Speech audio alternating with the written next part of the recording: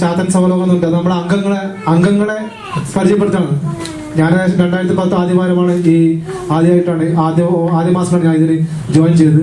അതിനുശേഷം ഞാൻ സൈൻ ചെയ്യാത്ത ദിവസം ചിലപ്പോൾ 1-2 ദിവസം മാത്രമായിരിക്കും. ചിലപ്പോൾ അത് നാട്ടിലേക്ക് പോകുന്ന ഫ്ലൈറ്റ് യാത്ര ആ ഒരു ദിവസം ഒഴിച്ച് ബാക്കി എല്ലാ ദിവസങ്ങളും സൈറ്റിൽ സൈൻ ചെയ്യുന്ന ഒരു വ്യക്തിയാണ് ഞാൻ. അതേപോലെ തന്നെ ആൾക്കാട് സൗഹൃദം കൂടി. അപ്പോൾ ആ ഒരു അറിവ് വെച്ച് ഞാൻ ശരി അങ്ങനെ കൂടുതൽ പറയുന്നില്ല. ചെറിയൊരു ഇത് പറയാം. 2009 ഈ സാധാരണ ഈ സൈറ്റ് പ്രൊവൈഡ് ചെയ്യുന്നത് ഒരു ലിങ്ക് പറഞ്ഞൊരു ടീമാണ്. 2009 ലിങ്ക് ടീം ഫ്രീ ആയിട്ട് ആർക്കും വേണം സൈറ്റ് കൊടുക്കും. എനിക്ക് വേണം എന്റെ പേര് തുടങ്ങാം. നമ്മൾ ബഷീറൊക്കെ ഉണ്ടായിരുന്നു ഒരു മരിപ്പച്ച എന്ന് പറഞ്ഞിട്ട് ഒരു സൈറ്റ്. ബഷീർ അപ്പോൾ അത് പൈസ കൊടുക്കണം. ബഷീർ അത് ഒഴിവാക്കി വിട്ടു. പിന്നെ ഏകദേശം അത് ആ 2009 രതീഷ് എന്ന് പറയുന്ന എറണാകുളം പറവൂരില്ല നേരത്തെ പറഞ്ഞ പോലെ സാധാരണക്കാരായ ഒരു 5 സെന്റ് ഭൂമിയിൽ ഒരു ചെറിയൊരു കൂരമായുള്ള എന്നാലോ IT-യിൽ നല്ലൊരു പ്രാഗൽഭ്യമുള്ള രതീഷ് പറവൂർ എന്ന് പറയുന്ന സുഹൃത്ത് തുടങ്ങി വെച്ചു. അന്ന് അദ്ദേഹം ഒരു ഓട്ടോമൊബൈൽ ഷോപ്പിൽ സെയിൽസ്മാൻ ആയിരുന്നു. വെറുതെ തുടങ്ങി വെച്ചു, അങ്ങനെ പോയി. പിന്നെ തിരിഞ്ഞു നോക്കിയില്ല അത് ആ സൈറ്റ്. 2009 അവസാന വർഷം വെറുതെ സ്വന്തം സൈറ്റിൽ വെറുതെ ഒന്ന് കയറി നോക്കുമ്പോൾ ചാറ്റ് റൂമിൽ ഒരു 17 പേര് ഓൺലൈനിൽ ഉണ്ടാവുകയും രതീഷ് ചാറ്റിലേക്ക് കടന്നു വരികയും അപ്പോ അവിടെയുള്ളവർ ഏകദേശം 6 മാസമായിട്ട് സൗഹൃദം പങ്കുവെച്ച് ചാറ്റ് ചെയ്യുന്ന ടീമാണ്. ഈ വന്നത് സൈറ്റ് അഡ്മിനാണോ ആരോ ഒന്നും അറിയാതെ അങ്ങനത്തെ അവസ്ഥ ഉണ്ടാകുകയും പിന്നെ സൈറ്റ് അഡ്മിനാണ് പറഞ്ഞപ്പോൾ ഈ സൈറ്റ് ഒന്ന് ഫുൾ ഡൊമൈൻ ചെയ്യാൻ അംഗങ്ങൾ ആവശ്യപ്പെടുകയും അപ്പോ ഏകദേശം മിച്ചമായ ശമ്പളം കൊണ്ട് ജീവിക്കുന്ന അവന് അതിന്റെ ഒരു കഴിവില്ലാത്ത ചെയ്യാതെ അങ്ങനെ വിട്ടു. പിന്നെ 2010 ആകുമ്പോൾ രതീഷ് വേറൊരു സ്ക്രാപ്പിന്റെ ഒരു സൈറ്റ് തുടങ്ങും. ഈ ഫോർവേഡ് ഒരു സൈറ്റ് തുടങ്ങും. അതിന് ചെറിയ വരുമാനം വന്ന ഉടനെ സൈറ്റ് 2010 ആദ്യവാരം ഫുൾ ഡൊമൈൻ ചെയ്യുകയും ചെയ്തു. 2010 ആയതോടെ ഞാനും നിമീഷ് അങ്ങനെ കുറച്ച് പിന്നെ ആരൊക്കെ ഉണ്ടെന്ന് എനിക്കറിയില്ല. അന്ന് സജീവമായിട്ടുള്ള കുറച്ച് ആൾക്കാർ.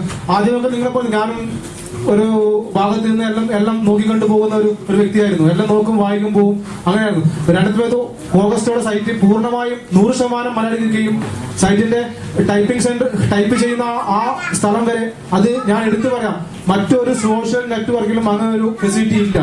സുഹൃത്തിന് മാത്രമേ ഉള്ളൂ. നിങ്ങൾ കീബോർഡ് ചലിപ്പിക്കുമ്പോൾ അവിടെ മലയാളം വരുന്ന ഒരു മലയാളം ട്രാൻസ്ലേഷൻ ഇൻബിൽറ്റ് ആയ ഒരു ഏരിയ.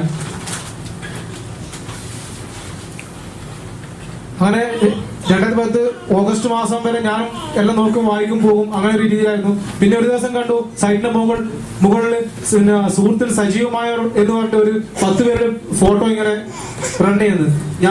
ഞാൻ എന്നും വരുന്നുണ്ട്, എന്നും പോകുന്നുണ്ട്. പക്ഷെ എന്റെ ഫോട്ടോ അന്ന് ഞാൻ തുടങ്ങി.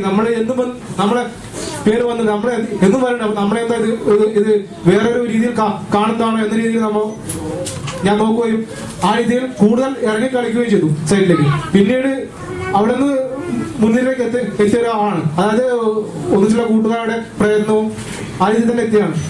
അങ്ങനെ 2010 ഓഗസ്റ്റ് മാസം സൈറ്റ് പൂർണ്ണമായും വെച്ചു. പിന്നീട് സംഗമം എന്ന ആശയം വന്നു. ഇതുപോലുള്ള സംഗമമില്ല. ആരൊക്കെയോ എവിടുന്നൊക്കെയോ വന്ന് പോകുന്നു, ആരൊക്കെയോ എവിടുന്നൊക്കെയോ വന്ന് ചാറ്റ് ചെയ്യുന്നു, ബ്ലോഗ് കേൾക്കുന്നു, ചർച്ച ചെയ്യുന്നു, പോകുന്നു. ആരൊക്കെ എവിടെയാണ്, എന്ത് ചെയ്യുന്നു ഒന്നും അല്ല. അങ്ങനെ വരുന്ന ഒരു സംഗമം എന്ന ആശയം കൊണ്ടുവന്നു. അത് ആദ്യത്തെ ഏർപ്പാട് തന്നെ അത് 100 പൊട്ടി. രണ്ടാമത്തേത് നമ്മൾ ശ്രമിച്ചു, അത് നടന്നില്ല. പിന്നീടാണ് 2011 മെയ് മാസം വരെ അതിന് കാത്തിരിക്കുന്നു. 2011 മെയ് മാസം ആലപ്പുഴ കുറച്ചു കൂട്ടുകാർ ചർച്ചയോ ടോപ്പിക്കോ ഒന്നും അറിയിക്കാതെ അവര് ഒരു 12 പേർ ഒന്നിച്ചു കൂടുകയും ആലപ്പുഴ അന്ന് മുതൽ ഇന്ന് വരെ നോക്കിയാൽ ഏകദേശം ഈ 1.5 വർഷ കാലയളവിൽ 200ഓളം സംഗമം നമ്മൾ നടത്തി. 200ഓളം സംഗമം.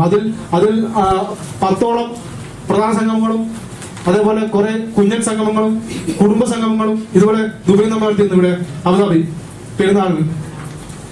ഇതാണ് സംഗമ ആശയം. ഇതുപോലുള്ള വേദി കഴിഞ്ഞ 2011 ജൂൺ മാസം UAE നമുക്കൊരു സംഗമം വേണമെന്ന് നിമിഷം ഞാനൊക്കെ ആഗ്രഹിക്കുകയും അതിന്റെ ഫലമായി ഒരു ചർച്ച കേൾക്കുകയും രജിസ്റ്റർ ആരും ഉണ്ടായിരുന്നില്ല. എന്നാലും നമ്മളത് നോക്കി ആൾക്കാർ ഫോൺ നമ്പർ എടുത്ത് ഒരു സംഗമം നടത്തി. അന്ന് നമ്മൾ പങ്കെടുത്ത് വെറും 9 പേരാണ്. ഇതുപോലുള്ള ഒരു സംഗമം നമ്മൾ അന്ന് പങ്കെടുത്ത 9 പേര്, ഞാൻ, നിമിഷ്, വിക്കു, ബെന്നിച്ചായൻ, അങ്ങനെ ബാക്കിയുള്ളവരൊന്നും ഇല്ല. ഇപ്പോൾ ബാക്കിയുള്ളവർ നാട്ടിലങ്ങനെയൊക്കെ ഉള്ളു. അവിടെ നിന്നാണ് നമ്മൾ ഇന്ന് ഈ 65ഓളം പേർ പങ്കെടുക്കുന്ന ഒരു UAE മഹാസംഗമം എന്ന നിലയ്ക്ക് എത്തിയത്. അതേപോലെ സുഹൃത്തിന്റെ ഔദ്യോഗികമായ ഒന്നാം സംഗമം 2011 സെപ്റ്റംബർ മാസം 11-ാം തീയതി, അതായത് വേൾഡ് ട്രേഡ് സെന്റർ തകർത്ത ആ ദിവസം ചെറായി ബീച്ച് വെച്ച് സംഘടിപ്പിച്ചു. അതിന് മുന്നോടിയായി UAE യൂണിറ്റിന്റെ, അതായത് 97% ജീവകാരുണ്യവും UAE യൂണിറ്റ് നമ്മൾ സമാഹരിച്ച് എറണാകുളം ചേറായിലെ നിർധനരായ കുടുംബത്തിലെ രേഷ്മ എന്ന പെൺകുട്ടിക്ക് പഠിക്കാൻ ആവശ്യമായ തുക നൽകുകയുണ്ട്. അതാണ് സുഹൃത്തിന്റെ ആദ്യത്തെ ജീവകാരുണ്യ പ്രവർത്തനം.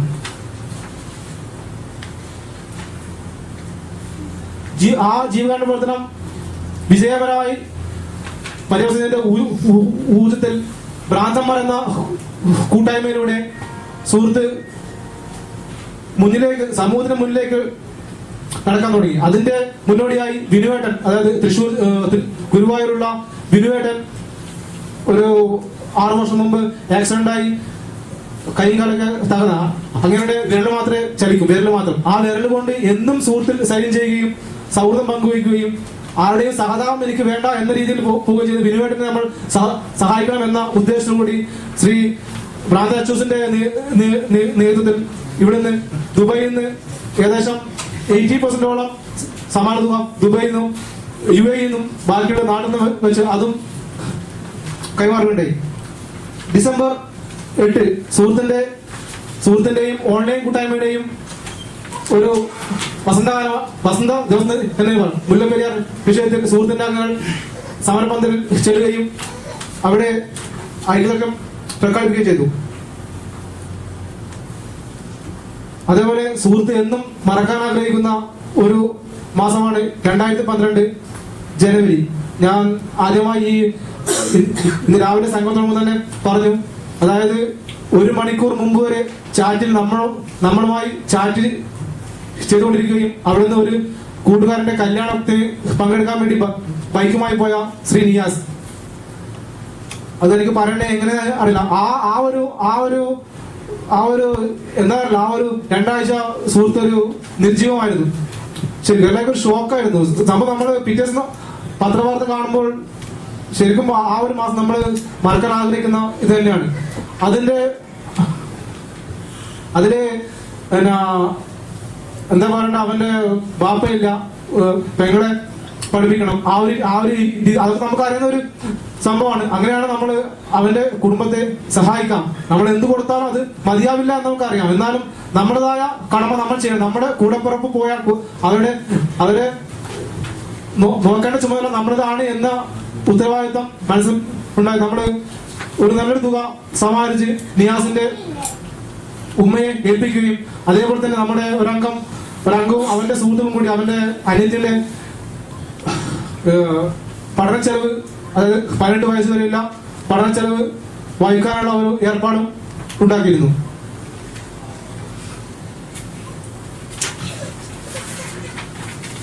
ഈ കഴിഞ്ഞ മെയ് 26-ാം തീയതി ആലപ്പുഴ വെച്ച് സുഹൃത്തിന്റെ 2ാം സംഘം അരങ്ങേറി.